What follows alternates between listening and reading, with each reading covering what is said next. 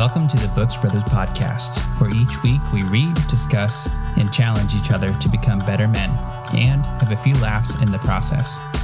The Books Brothers are currently reading The Mask of Masculinity, how men can embrace vulnerability, create strong relationships, and live their fullest lives by Lewis Howes. This week, Adam leads our discussion as we unpack the aggressive mask. In this episode, we talk about how the upbringing of young boys can affect their emotional regulation, especially in homes with absent fathers.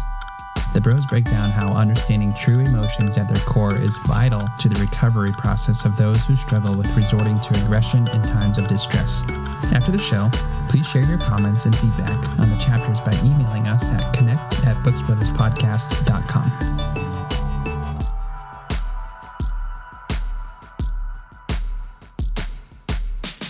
It's good to see you, man. Yeah, good to be back. Good to be back. It's been a little wild. Life's crazy. I'm happy you're here. Yeah, man, it's good to see you. Hey, Thomas, you're gonna get to see you live here soon. Your boy and Jaggy. I'm stoked, man. Yeah, I can't wait, man. I'm gonna give you a big old hug as soon as I see you. Can you at least do the awkward hug? Can you hold a sign up? Can you hold a sign up that says something funny at the airport? You're not. Welcome back from prison. I don't even know if you're going to be there. But, yeah, we might be able to pick you up if Camille comes back. I didn't even think about that. You want to double up on my motorcycle? I call the front.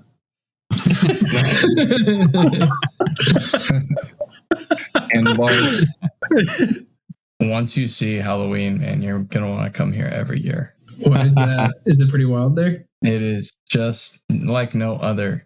Yeah, it's amazing. Even if you don't want to dress up or anything, just going out, walking around, seeing about 5,000 people in costumes is hilarious. Like, you just see the most funny things. I'm just going to put my red contacts in and walk along the street. You should wear, do no shirt and then ripped jeans, red eye contacts. Just really confuse people. What are you? Is he dressed up? Is he dressed up? Is he a little bit crazy? What's going on here? Yeah. We were back in Missouri this weekend. Got to see Matt, which was a good time. And it was great. And when we were at the airport, I feel like it went pretty smoothly, considering we have a 13-week-old. And yeah, I feel like the flight there went pretty smoothly. The flight back went pretty smoothly, really much better than I think we could have expected. And we were waiting for our bags to be delivered. And Daphne had probably the worst blowout she's ever had. It was awful. And Ruth's holding her. And so Ruth gets stuff all over her shirt. And there's stuff on the ground. Wow. It was bad. And so Ruth goes and talks to someone and has someone, we cleaned up a lot of it, but that has someone help clean it up too. Just letting them know. And she led with, "Hey, my daughter just pooped on the ground." And in my mind, I'm just thinking I wonder the person she told at the airport, would they assume it's a baby, or would they think some 16-year-old girl or some 12-year-old just pooped on the ground? You never know. Yeah. But you never know. So I feel pretty smooth first flight. But pretty smooth first flight. You got a good story out of it too. Man. I'm sure everybody was stoked to see her. Yeah, it was a good time. Yeah, my highlight of the week was seeing Adam this weekend in person. It's the first time he got to meet my girls, which is crazy to me. Wild to think about. He's almost 5. Too. Yeah, I know. I haven't met him either, man. What the heck? So weird. I should be in KC for New Year's and stuff. I want to get together with you guys. Maybe we'll do a Books Brothers retreat at some point. Hey, it was on my mind. I'm we should probably plan it out now. It'd be fun. Once we get to 100,000 followers. Which, speaking of, we wanted to call that out. So we do get some podcast data, and we have a listener from Belgium who listens to our episodes almost immediately after we release them. So if you are the listener from Belgium, we want to hear from you. So anyone can reach out. Email. But send us an email at connect@booksbrotherspodcast.com. So it also might be Garrett's VPN. I was going to say that. Yeah. It might just be That's again, we're going to have optimistic thinking here that we're already reaching international crowd. This week, we're going to be going through the aggressive mask. But first, a summary. In this chapter, the author shares the experience of three main figures in their relationship with the aggressive mask. Two fighters, Andy Kona and Randy Couture, and ex-NFL star Ray Lewis, all whose sports involved aggression and inflicting pain on someone else. A common thread among these three that we read is that they all had absent fathers. Aggression and a desire to fight are common in almost all boys' upbringing. The author notes that acts of physical dominance have been a way in which men have ordered themselves in societies throughout human history. He quotes Harvard professor W.S. Pollock in saying, "The one full emotion boys are allowed to express within a narrow bandwidth of developing masculinity is anger. Anger then becomes an outlet in which boys and men alike express pain, sadness, and anxiety. This lack of emotional understanding and education results in men covering up the primary negative emotion with a more understood emotion, anger." Lewis notes the importance of understanding the aggression problem in men as a lack of education, because then it can be changed, which helps the healing of men and the people in their life. He discusses how higher testosterone levels are often viewed as correlated to men's anger, but shares research that shows that this is not necessarily true, and speaks of how specific societies where anger and acts of violence are not consistent with the male culture. Aggressive behaviors from men are often societally learned and come from a place of hurt or wounding. The chapter ends with a call to remove the mask and the resulting peace for men and an improvement in their relationships. Anything else you want to note from a summary standpoint, or anything else that stood out from you guys in the reading of the aggressive mask? Felt a lot like it felt a lot like the athlete mask in the sense that there was a lot of competition. And a lot of the aggressiveness, I feel like, comes out of the competition, but I guess violence might be the big differentiator between the two. Would you guys agree? Yeah, like the male need for combat. Yeah. Or like the urge to not only dominate someone, but to make them feel pain in a sense. I don't know. What do you guys think? Yeah, I agree. It seems to be more geared towards violence or anger. Aggression. Yeah, it's coming from a place Obviously, of anger. Yeah. Which a lot of guys that do athletics, they channel that. But yeah, you guys heard about the idea of like a generational trauma in men, like as far as coming from the major world wars. It's like our grandparents were dealing with some crazy stuff. Even Matt, you talked about your grandparents, and all that stuff too. Yeah, it's like deal with all the major world wars, and then the men come home from like stuff like D-Day, and it's like, well, you just expect them to go back to being like, it's peacetime, you're good, right? Yeah. And they end up parenting their sons into parenting their sons, and just kind of interesting concept. But I mean, in this chapter too, like it ending with Ray Lewis going with his dad to go see his grandfather, and basically all the issues that Ray Lewis had with his dad had with his grandfather. So I think, definitely, we definitely inherit the trauma or like the sins of our fathers. I think that's probably just human nature, because you get so much from them growing up. Yeah, you mentioned that, Flez, and just thinking about my own grandpa and that history. I don't know a ton about his history in general, but I know he fought in World War II and the Korean War. He has one son, 3 daughters, and the son, my uncle, doesn't have any kids, and he's kind of the black sheep of the family, what it seems like. We rarely see him, rarely talk to him. He's been in and out of jobs. I think just hearing my mom talk about him is, my grandpa was probably disappointed in how his life turned out. But I don't know how he was raised, what that looked like. I would imagine going through world wars and would have some kind of effect on it.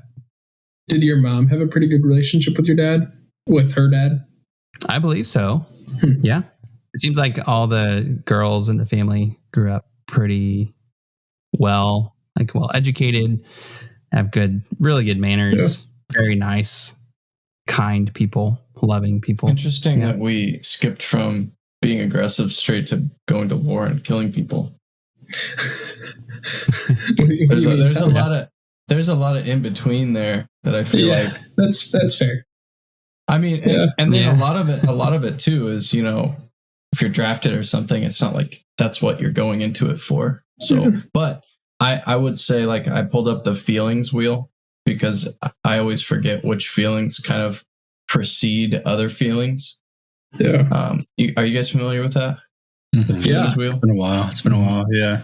I think pretty helpful because a lot of times as a dude, you don't really know why you feel the way you feel, or you have the thoughts you have, or, you know, like, I mean, sometimes stuff just comes up. You're like, what was that?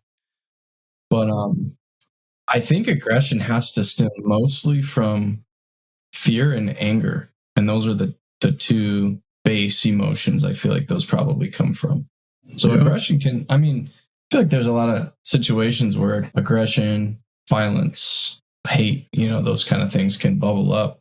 And I mean, like we've mentioned before, our society is not necessarily given us a whole lot of outlets that are acceptable to show publicly or otherwise as a guy when you don't know what to do with some of your feelings, you know, and aggression is one of them. Even though it's not ideal, I think a lot of guys turn to that. Yeah. I think what, like in this chapter, that Harvard professor, she was talking a lot about how men don't really learn to channel their emotions as well, which I think, like, first you're like, oh, it's kind of like, it's like, oh, it's offensive, but it's like, well, if that's what research shows and such. And I know, I remember learning the concept when I was from a counselor at one point, where they talked about how men really struggle to define emotions outside of like the basic triad of emotions. So kind of back with what you were saying, Thomas, where, you know, the basic triad is happy, sad, and mad. And so obviously when we're talking about like mad, we're talking about anger in this category here. And so I think for me, when I was first introduced to that idea, I think I really saw how anytime I would get anything in the spectrum of mad or upset, that I really struggled to use a lot of various words for it. And I really struggled with my ability to communicate what real emotion I'm feeling. And as that professor mentions, like, anger comes out as the emotion, even though that's secondary to like the primary emotion, which might be, you know, depressed, or it might be lonely, or it might be something like that. But I'm just curious what your all's experience has been with that. Do you feel like you have, I don't know, I think it's in general, it's thought that men struggle to experience like kind of the wide array of emotions. And it's particularly when it comes to like anger or being mad, we don't tend to be able to express that emotion as well. Has that been true of your guys' experience, would you say? Yeah, absolutely. I think this is spot on. I think it's not just research, but lived experience. So it's something that I've really been pressing into this past year. You mentioned, you know, your counselor, Adam, like very similar with me, just going through marriage counseling, feelings wheel. Like, I've just been, speaking of feelings, I've been very frustrated by how difficult it is to like identify like a feeling or whatever. Like, I don't know how else to say it. It's just like, I'm just really mad right now. It's like, okay, but what's really going on? For sure. And I can even like what Thomas did, like pull up the feelings wheel, and I can still not really figure it out. And it's not like riding a bike, where if you don't do it for a long time, you just pick it up and you remember how to do it. It has taken a lot of mental exercise and energy to like think through, you know, why am I angry right now? Why am I short with my wife or my kids? What's kind of going on underneath? And I mean, I don't know if it's like an intentional mask. I don't think I go around like I'm going to act angry to hide what's going on underneath. It's more like there's never been that education that Lewis House was talking about. There's never been like the cultivation of like, it's all right for guys to talk about feelings and think through what they're going through and help explain and discuss that to lead to a resolution and share what's on your mind and things like that. When you said it takes a lot of energy, I totally agree, because the last thing I ever want to do when I'm frustrated is sit down with a little wheel and look at the little colors like a kindergartner and say, okay, well, let's get this out and let's figure out how we're feeling today. It's embarrassing, you know, like it's to even talk about it. You're like, what am I, a child? But yes, we're all children inside. We're all basically, you know, I feel like our inner ego and feelings get triggered at times that we can't really control, and we have to deal with that. Yeah. But I mean, I think too, obviously it might feel childish, but that, I feel like that beats, like, I feel like if you watch a lot of like sitcoms that were made in the 90s, the dad is always mad all the time. Right? The dad is always mad, and he's like always grumpy and dumb. That anybody bothered him. And I think, I don't know, I would definitely say that growing up, I knew those fathers. Like, I feel like I had friends whose dads were that way. And so it's like, yeah, they're like just sitting on the couch all the time and like watching a sport or something like that, and don't really have much, I don't know. Mm-hmm.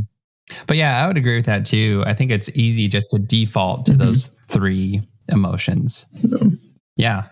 If something's wrong, it's easy to say, yeah, I'm sad or I'm angry, and then not really have to get into much more of it. What do you guys feel like makes you the most frustrated, like nowadays? Like, what makes you sad / mad / angry the most? I would say, just to start off, I feel like if I feel disrespected or not appreciated for whatever it is I'm doing, a lot of times that'll do it.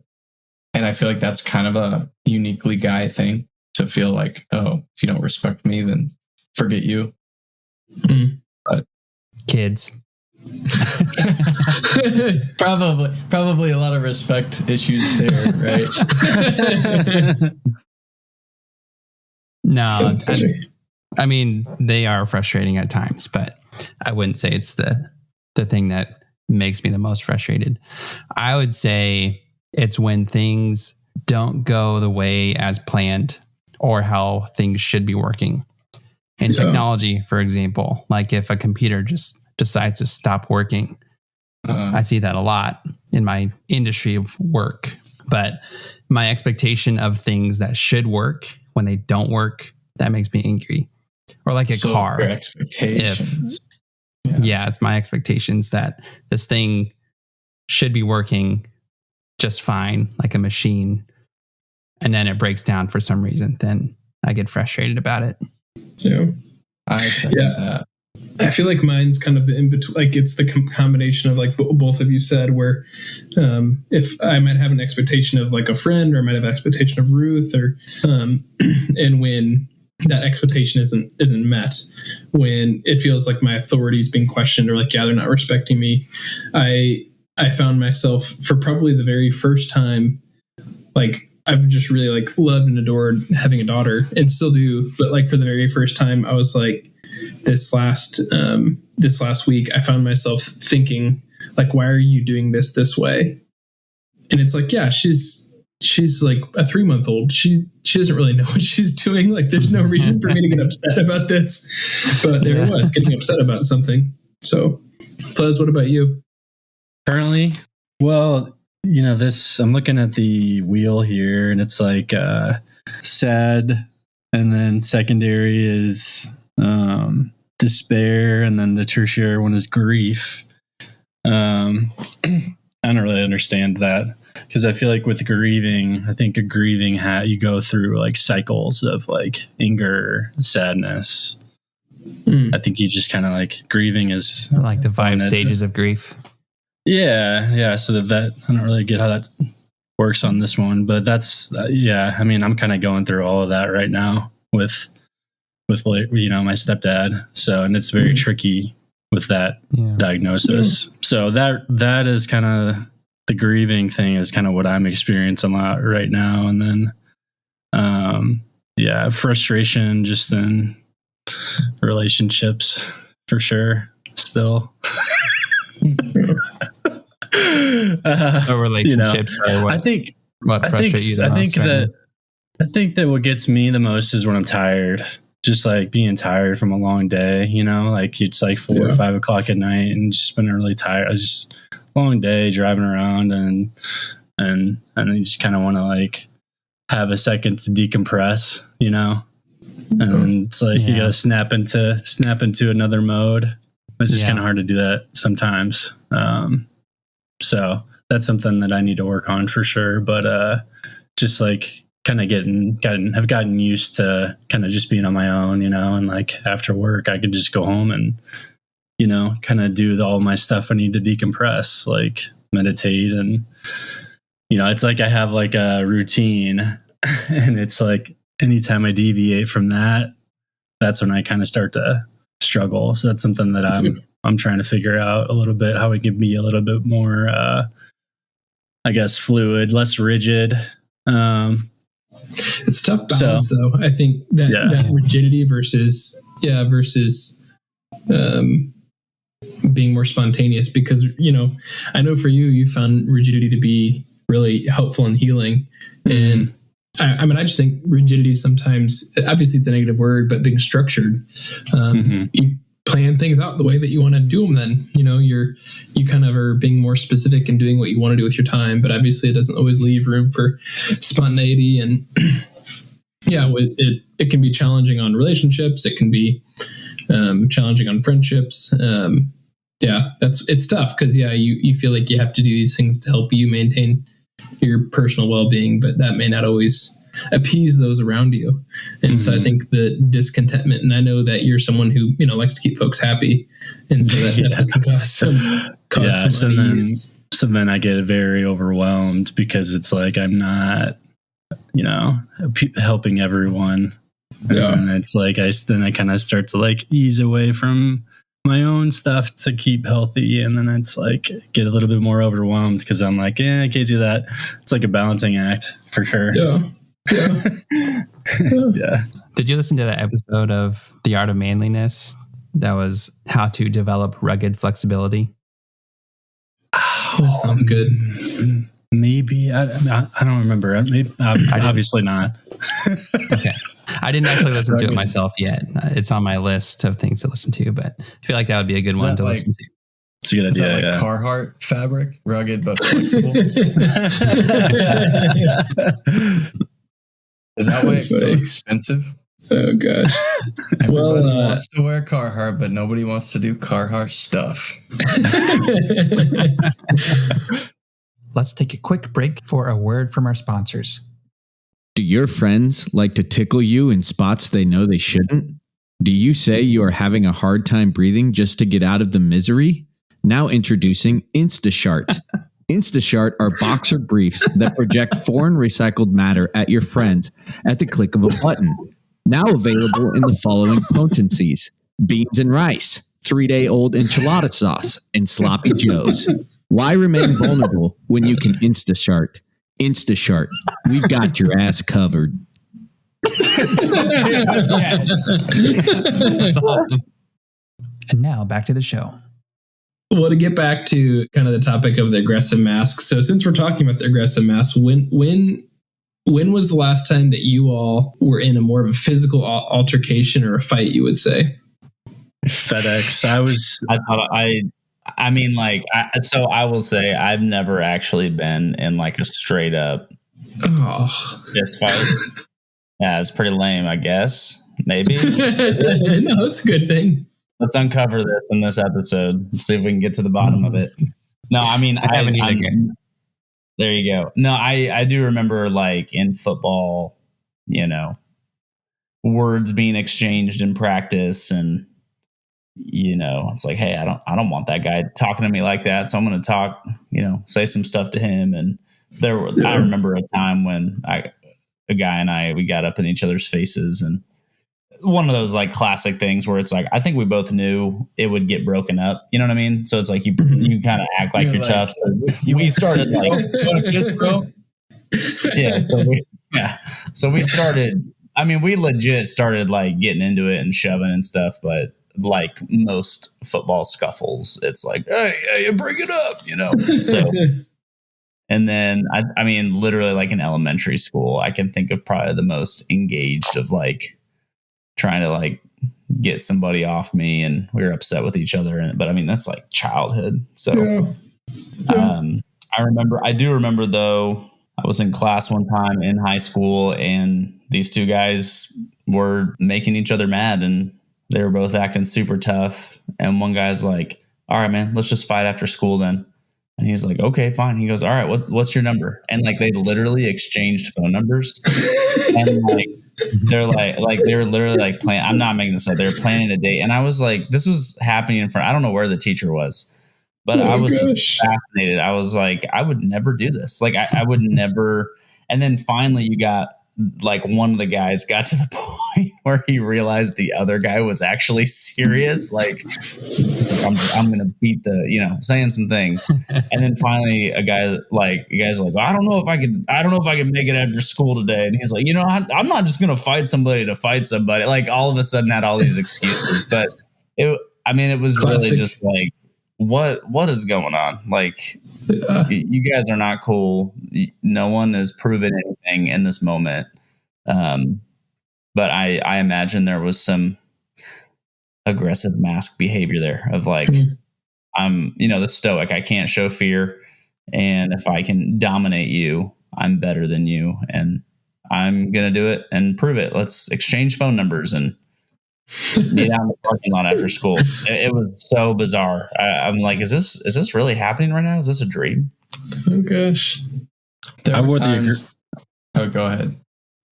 I was just gonna say, I wore the aggressive mask a lot when I was working nights all over the city for FedEx, for sure. Yeah.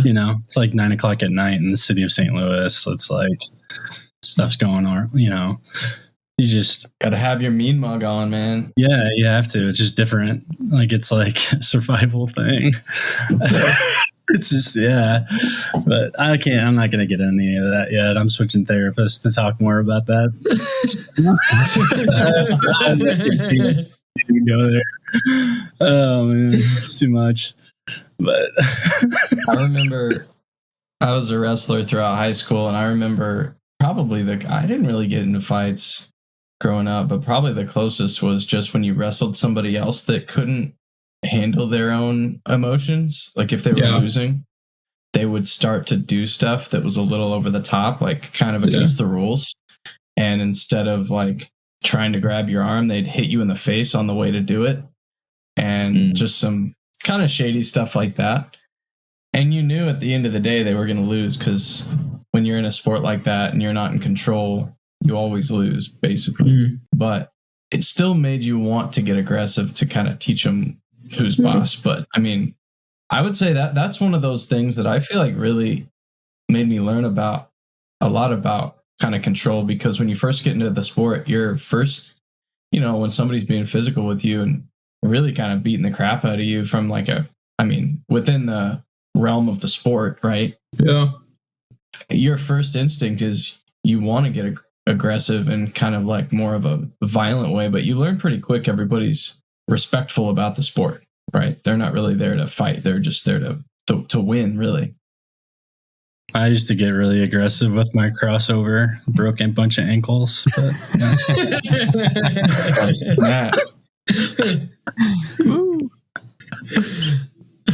I've never been in a fight either.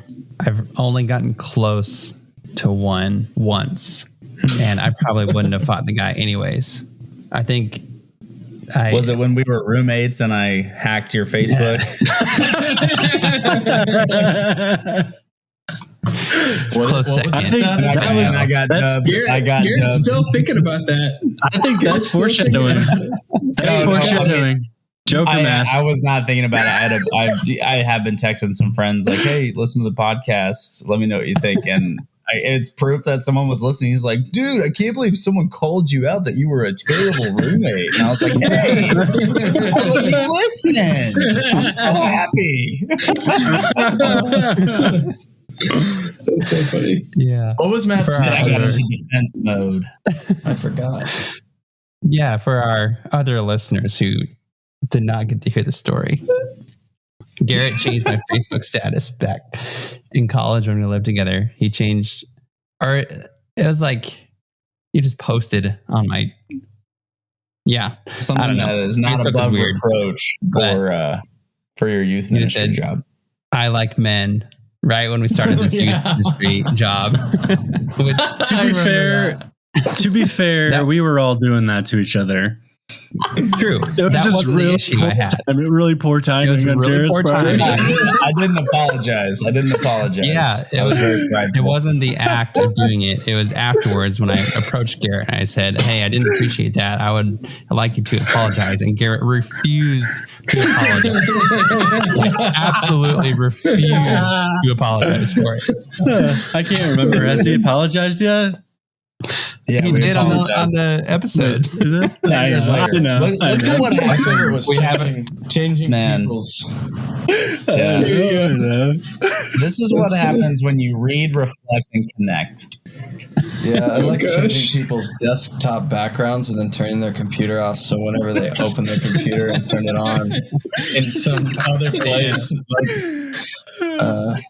it's the dark picture. Is it a picture of Darth Vader, Thomas? Is that what it is? It was, I don't know. It could have been a picture of anything. Yeah, like maybe a squirrel being funny or something. Nothing like weird, right? Yeah, just like a funny clown or something like that. Yeah, like a puppy. I don't know. Just something to surprise them, like an emoji or something. You know,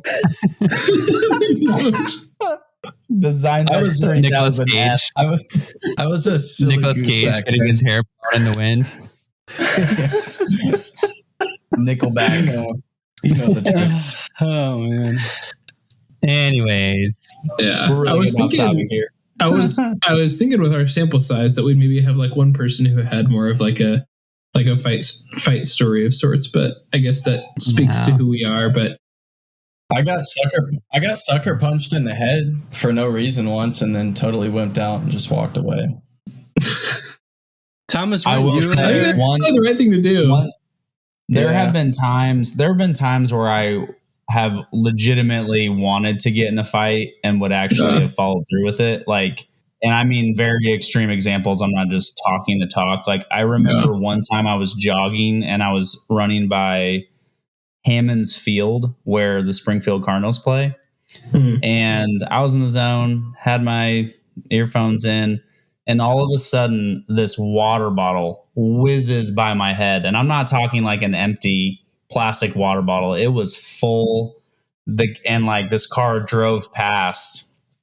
And I like literally, and like I had this rage inside of me where I was like, I am literally going to sprint up the quarter mile and catch them at that light. And even if it's a group of guys, like I will, like, I don't know. There have been moments where I felt so much rage inside me where I'm like, it doesn't matter. Like those are very few and far between. And again, they just drove off. But do you guys ever get the sense, like, do you ever feel something like that happen and you get the sense like, oh man, I've had it up to here for like a few days now and I didn't even realize it. And this one thing just kind of ticked me off and made me realize like, oh my gosh, I've been like close to like flipping out a couple times and I just didn't know it. Well, I was thinking about like answering the question in a little bit different direction, but I don't think it's like in the spirit necessarily of this chapter, but I'll still say it because of what you said, Thomas. Like, I'm thinking about my own family. Like, Matt joked about the kids and stuff. And, like, I don't really judge people who, like, you know, you go to your baby checkups and stuff and they're like, don't shake the baby. And I'll be like, oh, I could never do that. And I don't feel like I am ignorant in that regard. I feel like I have enough humility of like, no, like there have been times where the screaming and the crying and the sleepless nights. And again, it's dominance, but in a different way. It's not like in other men. It's like, and I think that's why there's a lot of domestic violence, right? Like with women, because it's like, I'm stronger, I'm bigger, I can get what I want if I physically force my way. And so there's definitely been times where I've had to put my kids back in their crib and walk away because I've I've been so worked up that I'm not in control. It's like, no matter what I do, you will not stop crying and screaming. And so then going into the marriage piece, I use the analogy of like, I'm trying to grow in this of not being a volcano where, like, again, identifying the feelings. Yeah, I know the hair, it's hard, but but like not letting things simmer under the surface and like, oh, okay, that kind of hurt my feelings, or maybe mad or maybe angry that my wife did or somebody did, but I'm just going to let it go. And then there's like 10 things. And so my wife has no idea that there have been 10 comments or things that have just been hurtful. But because I don't become literate in my emotions and just talk about it in the moment, there's all these experiences that bubble up and then the volcano explodes. And then I come off extremely aggressive to Brooke and speak really poorly to her, very disrespectfully with a lot of anger. It's never physical or anything like that. It's, but it's that's verbal, relationship. Right? You can get, you know what I mean? So I think it's like, man, if I had just talked those 9 other times through like, hey, when you said that, it made me feel like this, which again takes so much emotional energy because I'm just like, I'm mad, but let me just go work out and that'll help me out. And it does in the short term. Then it happens 9 other times and I'm like, enough, I'm sick of this. And it's like, whoa, like that's not how at all that I want to speak to my wife. So I don't know if that kind of falls in this category, but I thought about taking the conversation a little bit and sharing that. It's something I'm trying to grow in. Yeah, I mean, I totally can relate in that. And I mean, it's funny because like a lot of times the last thing that like tips you over the edge is like a really small thing. Yeah, exactly. It's like, for sure. It's like, It's hey, so stupid. Like Ruth will be like, hey, Adam, you didn't clean this plate that really well and you put it in the dishwasher. It's not going to clean the dishwasher. It's like that for every reason. That's like the one that I'm like, choose to be mad about when it's like there was more egregious offenses earlier. But I think, sometimes that's where I do feel like there's also sometimes like the burden of trying to take on more, trying to, I don't know, whether it be like work or whether it be, in a relationship or on yourself. Friends, where you like you give yourself this expectation. Maybe it's go back to like what we were talking about, Adam, where you kind of have in your mind what you want it to look like, and then it doesn't meet that, and then it just kind of bubbles over. A couple things that Garrett, you just mentioned, and then Thomas mentioned, kind of brings me to one of the other things I always want to talk through. So in this chapter, Lewis makes a connection between the aggressive mask and the athlete mask, specifically when he's talking about Randy Couture. I don't know if I can say that right. But anyways, Randy shares how his experience with the Greco-Roman wrestling was helpful in developing character and closeness with his teammates. He had a channel in which he could effectively manage his aggressive mask. Although we may not be pro fighters or wrestling on a routine basis, what are ways in which we can effectively manage this mask? Particularly, Thomas, you were talking about how the humbling act that wrestling can be. And I mean, I didn't wrestle, but I just know from what I've seen, and even when you're wrestling with your friends in like middle school or that kind of thing, it's very humbling to be physically dominated by someone like that. Yeah, you always see UFC fighters just nail each other, like they break each other's noses, and then after the fight they're hugging and patting each other on the back, and they're like, all right, respect, Mm-hmm. But yeah, Garrett, you kind of were starting to allude to it there, but what are ways in which we can effectively manage the aggressive mask? You got, I mean, this is kind of going backwards, but have you ever punched, kicked, thrown stuff when you're mad? Yeah. For sure. Yeah, like objects. I kicked a hole in the like wall pillows. one time. I've broken drywall with punches before. My butt blew out a window one time. Was that because you were angry? Yeah, what was the story with that? The Pentagon was a house that... No, it's because Rob was angry. It was myself, Flez, Thomas, and Matt lived in, by the way. And Rob. But what was the story with that, Flez? I don't really remember that one. I think I stole Rob's little phone. Come on. Yeah, I know what phone you're talking about. It's like, come on. You know what I'm talking about. Yeah, the one that was really kind of like a square shape.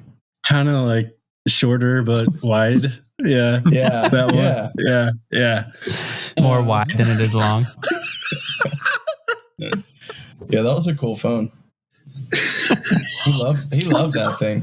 But yeah, I remember now you were like sitting on the ledge of the window and he like shoved you while you were sitting on the ledge, right? And, like, the window something broke. like that. Or maybe I was mooning the neighbors. I don't know.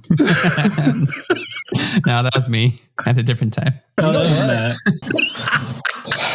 I'm kind of surprised, like, I don't know. I guess I'm kind of surprised, like, none of us fought in that house sometimes. Not that we really did a lot of stuff, but like, we for sure went through.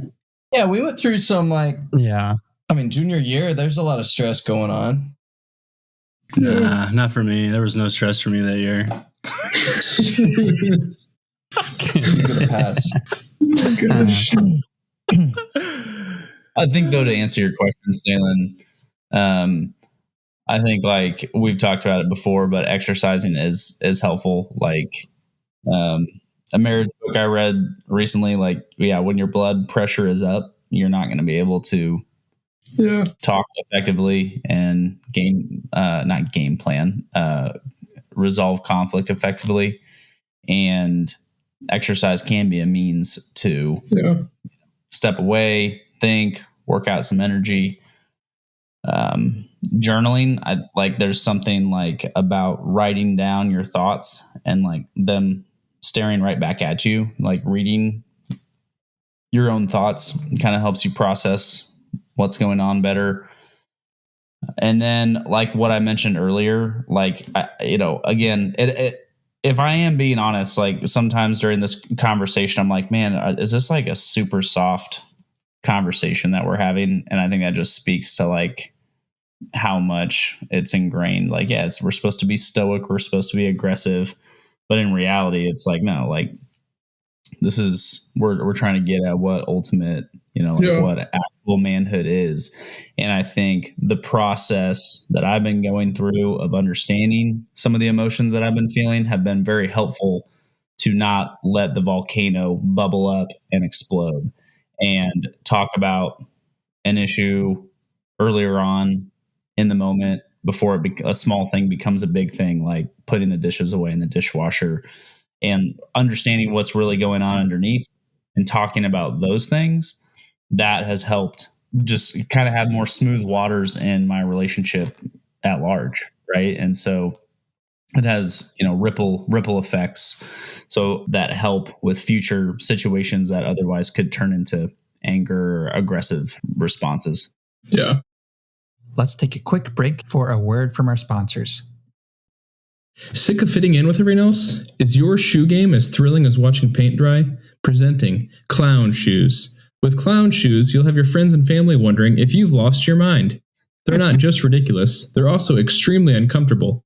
Whether you're at your high school reunion or just walking around the park, you leave others wondering, is he wearing clown shoes? Get yours today and start turning heads. Clown Shoes, because why not? Oh, yeah. And now back to the show.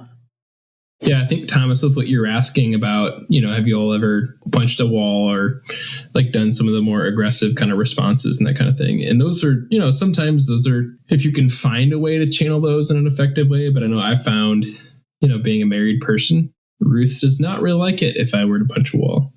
And it scares people. I think And that's like one of the worst feeling is you don't like want to give someone fear. Somebody. Yeah. It's like in that episode of The Office when what's his face punches a hole in the wall. Andy. Andy. Yeah, and I think, Garrett, I really appreciate like what you shared. And I know for me, one of my more effective ways in which when I have been able to deal with those, like when I'm more frustrated or if I feel like I have a little more anger.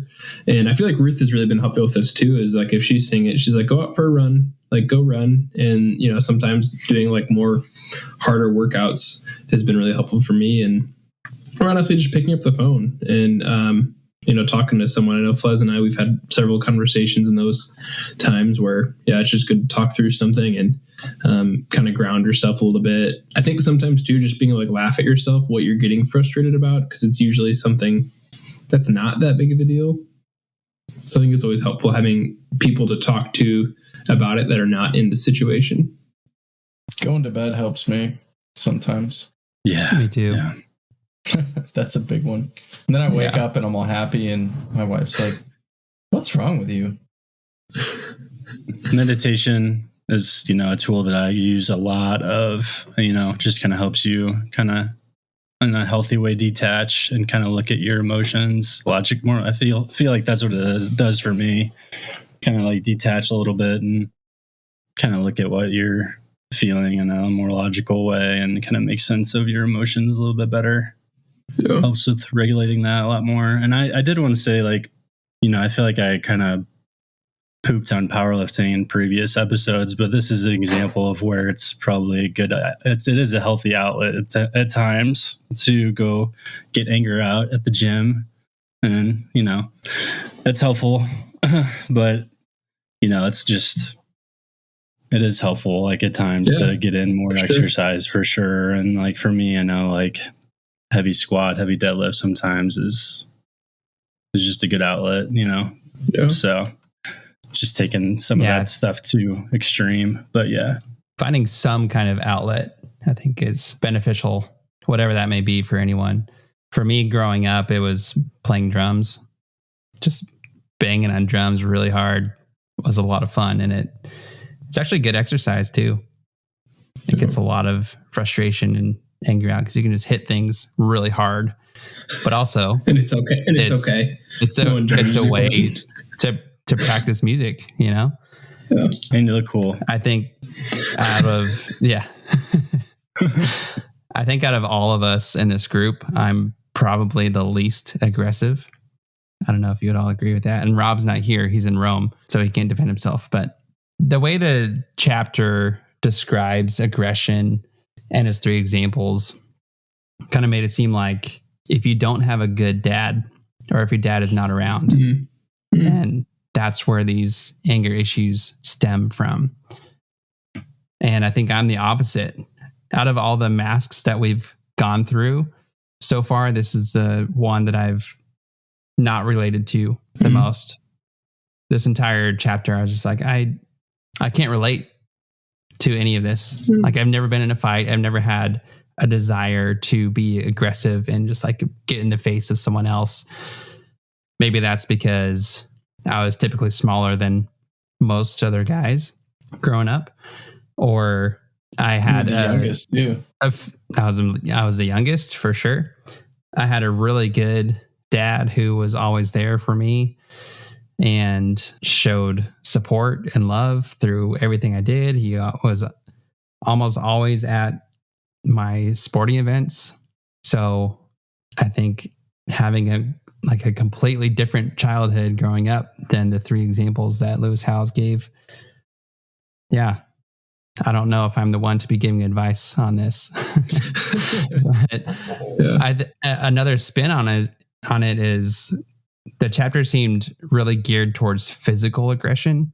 Yeah. But I would say I would relate to, if he were to talk about verbal aggression, I could have related to that a little bit more. Like just being angry with people and using words to try to win an argument or something. And I even see it with my kids. Like if I am too stern with them, it probably happens more often than I would like it to. Not that I do it all the time, but afterwards, if I am really stern with them and it's like, man, I should not have talked to them like that. Like they're under 5 years old. They can't really understand. Like I just need to show them love and probably talk in a more gentle way. I don't blame you, Matt. For what? For being stern with kids? Yeah, man. My parents were stern with me, and I think it was probably good for me. Yeah. Yeah, I think I know what you're saying. there's probably a middle ground in there somewhere. Yeah. And I mean, I think essentially with, on this topic, really one of the bigger things we're talking about too is just emotional regulation and just strategies to better regulate your emotions. And so we saw from Matt described there, as well as just in general with the summary that I gone through earlier, that a lot of times these aggression issues that we have can be generational. And so what are ways in which we can pass down better emotional regulation strategies to whether it be our children or just friends around us? What are ways in which we can encourage that among other men? Actionable tools. That should be a class when we were a kid in school. What would they teach in the class? Meditation, exercise, like literally any kind of healthy outlet, Like, I don't remember ever having a class like that. Yeah. Here's our emotional regulation class. Okay.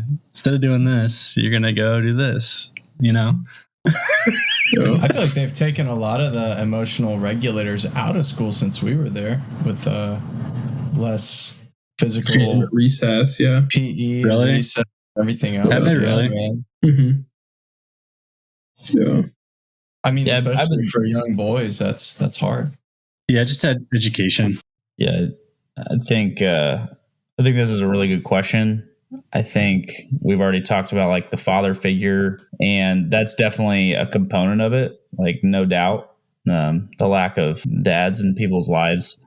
I think too, like an aspect of the generational piece. It's been very eye-opening with Brooke's job at the Indian Health Clinic and serving a patient population that has generations of wounds and very legitimate trauma from, being forced out of their homes and moved into Oklahoma. And today just seeing some of the systemic ways that they're disadvantaged and kind of have a harder hill to climb.